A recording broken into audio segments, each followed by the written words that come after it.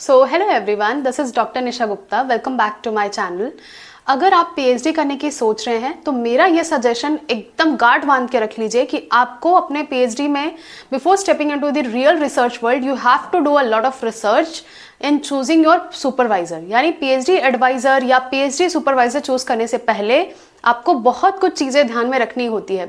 As far as I know, अगर आपका pi understanding है, अगर वो एम्पैथेटिक है, तो you can do a lot of thing without any hazel. यानी कि आपका जो जर्नी है वो बहुत ज़्यादा स्मूथ हो जाएगा। ऑन दी अदर हैंड, अगर आप एक ऐसा पीआई चूज करते हैं जो कि बिल्कुल भी सेंसिबल नहीं है, अंडरस्टैंडिंग नहीं है, हर छोटी छोटी बातों में बहुत ज़्यादा प्रॉब्लम्स क्रिएट हो जा रही हैं लैब में, तो वो फिर जो जर्नी है वो बहुत ज़्यादा पैथेटिक हो जाएगी आपके लिए and at the same time आपके सुपरवाइजर के लिए भी। दोनों के लिए वो चीज़ें जो हैं वो मेस्ड अप हो जाएंगी। सो प्लीज़ अपना पीआई चूज करने से पहले थोड़ा सा रिसर्च कीजिए कि वो as a person, as a human कैसे हैं, बिकॉज एट द एंड एक ह्यूमन बीइंग ज़रूरी है, ना कि एक पीआई, ना कि एक एडवाइज़र, ना कि एक सुपरवाइज़र। अगर आप एक इंसान ही नहीं बन सकते तो आप कुछ भी नहीं बन सकते।